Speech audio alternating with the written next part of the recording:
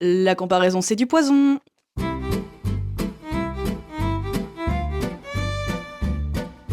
Je viens vous parler ce matin, je viens juste de me réveiller, enfin il y a à peine 30 minutes. Je suis méga stressée. Et il y a deux stress qui se mélangent. Il y a le stress d'impatience, d'excitation, parce que du coup, demain je pars pour mon bal. Et il y a le stress de plein de choses. Je sais même pas pourquoi en fait.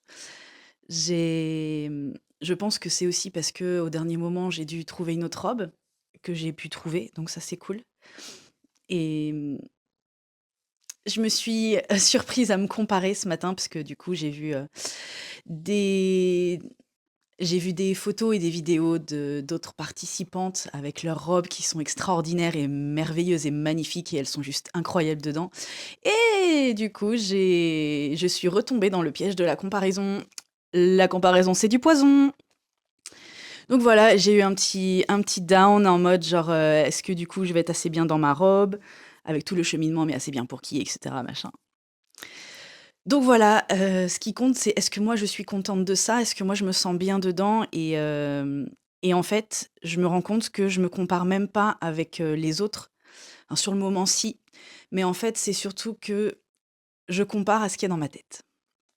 Et dans ma tête, c'est incroyable, c'est comme dans les films, avec la musique épique et le ralenti et c'est surtout la sensation de se sentir, bien, belle, épanouie, alignée, à ma place et du coup, je pense que j'ai un peu peur aussi de ce que ça va rendre, en photo et en vidéo. Parce que du coup, il va y avoir des photographes au château, donc ça va être top et voilà. Je pense que j'ai de l'appréhension sur ça, de me sentir super bien, dans ma tenue et que les photos que je vois ne soient pas à la hauteur de ça.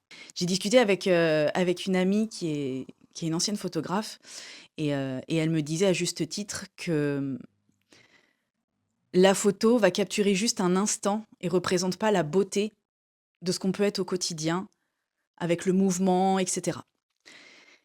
Et du coup, c'est quelque chose que j'arrive à comprendre mentalement. Je le comprends très bien, moi j'adore regarder le ciel, la nuit avec les étoiles, la lune et cetera et en photo, sur un téléphone, ça rend que dalle. Donc je comprends très bien ce principe-là. Genre, je vois quelque chose, mais quand j'essaie de le capturer avec un appareil, ça rend pas ça. Alors bien sûr, ça dépend des qualités d'appareil, on s'entend. Même si je l'ai compris mentalement, je l'ai pas intégré. Je le conçois, dans ma tête, ça je le conçois parfaitement, je le comprends, je le ressens pas. C'est ça. C'est pas descendu dans mes émotions, dans mes ressentis. Donc je suis méga stressée.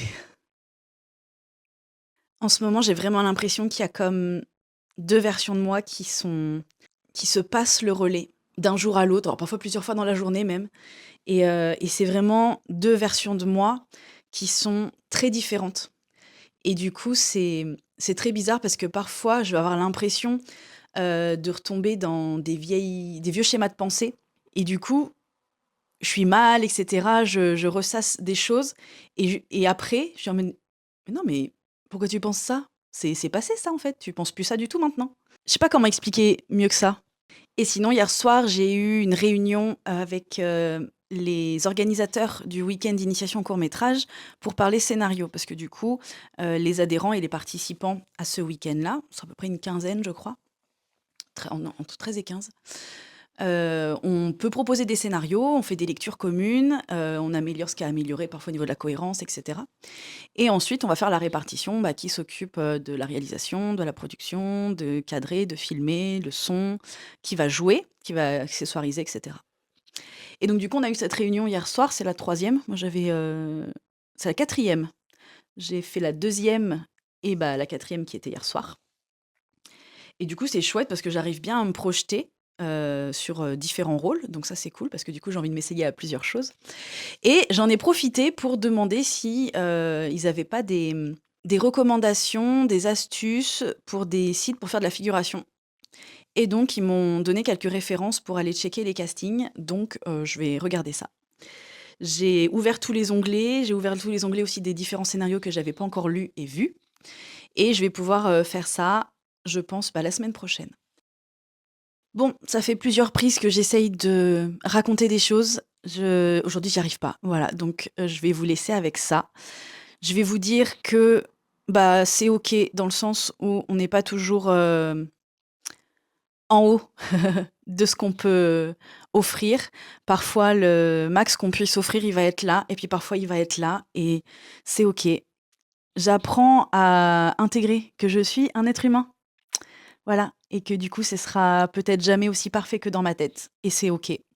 Enfin, ça l'est pas tout à fait encore, mais en tout cas, je vais tout faire pour. Et si je fais un petit pas chaque jour, c'est toujours ça de pris, c'est toujours ça de fait. Donc c'est vraiment une philosophie que j'intègre en ce moment, de faire mes 1 petit pourcent par jour, même si le 1% de la journée en question, c'est de réussir à sortir du lit, de réussir à prendre une douche et de se faire à manger. Parfois, ça va être juste ça. Je vais pas vous enfin, je sais pas si vous avez déjà traversé ce genre de période. J'en ai eu plusieurs dans mon parcours de vie, et c'est la première fois qu'en tout cas, je ne culpabilise pas de ça, que je n'essaye pas de me forcer, de me pousser à faire plus, parce que je pense que s'aimer soi-même, c'est aussi ne pas aller au-delà de ses limites, et de ne pas se contraindre dans la douleur et dans comment ça s'appelle? Dans l'autoflagellation. Parfois, la frontière est mince parce qu'on entend des choses du style, «Oui, mais il faut donner son max, il faut se pousser, il faut sortir de sa zone de confort, il faut dépasser ses limites» et cetera, et en fait, parfois, ce discours peut être, à mon sens, dangereux à écouter et à intégrer, parce qu'en fait, si vous êtes une personne comme moi qui, du coup, avait tendance déjà à vous pousser plus que de raison, sans vous en rendre compte, et ben, en fait, se dépasser et dépasser ses limites quand on n'écoute pas sa santé, c'est contre-productif, tout simplement, et on entend surtout quand on est en burn-out, en dépression ou ce genre de choses, qu'il faut faire les choses, qu'on n'a pas envie de faire, et je suis d'accord, mais en fait, il faut tout nuancer, et je pense que ça peut être pertinent de davantage détailler ce genre d'informations. Du style: «Si ce matin, t'as pas envie de te lever, je le comprends, essaye. Juste assieds-toi dans ton lit». Et pas juste en mode discours un peu culpabilisant. Si tu fais pas ça, tu t'en sortiras jamais, c'est parce que t'as pas de volonté, c'est parce que tu es bien dans ta victimisation, et cetera. Et en fait, je trouve que tous ces discours-là, ils ont besoin d'être nuancés, et ils ont besoin peut-être d'être, décrits étape par étape avec des 1 par 1.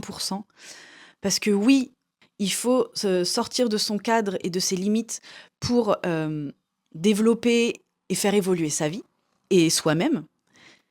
Et en même temps, il faut savoir s'écouter, retrouver de la bienveillance envers soi-même et se respecter. Et du coup, je crois que l'équilibre à trouver est propre à chacun. Et ça, vous pourrez le trouver nulle part. C'est pas dans les conseils des autres, c'est pas dans l'étude et la mise en pratique de ce que les autres ont fait pour y arriver. C'est vraiment en vous écoutant. On peut s'inspirer des parcours des autres. On peut prendre les informations et de dire, OK, donc là, si je comprends bien, il faut que je trouve mon équilibre entre j'ai besoin de m'apporter de la douceur, j'ai besoin de m'apporter un cadre sécurisant, j'ai besoin de réécouter mes propres besoins, de savoir où sont les limites de mon corps, on va dire les limites de santé de mon corps. Et en même temps, j'ai besoin de pousser un petit peu plus loin, j'ai besoin de me challenger, j'ai besoin d'oser des choses que j'ai jamais osé faire. Et du coup, il faut vraiment nuancer tout ça, et il faut s'écouter, il faut tester, il faut réadapter si besoin. Ouais, en fait, c'est vraiment ça. Il faut vraiment s'écouter et être honnête envers soi-même. Et je crois que c'est là le plus inconfortable. Se regarder droit en face et dire: «Est-ce que là, je suis honnête envers moi-même? Est-ce que là, je suis vraiment, sincèrement honnête? Si je fais ça, si je pense ça, est-ce que je suis honnête?» Et je pense que ça peut peut-être aider à trouver justement ce juste milieu entre ces 2 états-là. Et du coup, bah, je vais appliquer ce conseil à moi-même. C'est bien de vous le dire, et maintenant je vais pouvoir me l'appliquer à moi-même. Et du coup, si je suis honnête envers moi-même, je suis épuisée de courir mentalement à droite à gauche pour trouver des solutions, pour améliorer tel aspect de ma santé, pour améliorer tel aspect de ma vie, pour trouver un alignement professionnel. Donc, je vais juste couper mon cerveau pour le week-end, profiter au maximum, et coucou le chat. Et je crois que je vais commencer toutes mes phrases par si je veux vraiment être honnête avec moi-même et je crois que ça va aller beaucoup mieux. C'est marrant parce que je sens comme un poids qui est parti là. Bref, je vous souhaite d'avoir la force d'être honnête envers vous-même et du coup d'aller chercher ce qui vous convient dans la vie. Sur ce, je vous dis bonne matinée, bon week-end, je vous retrouve la semaine prochaine. Bye!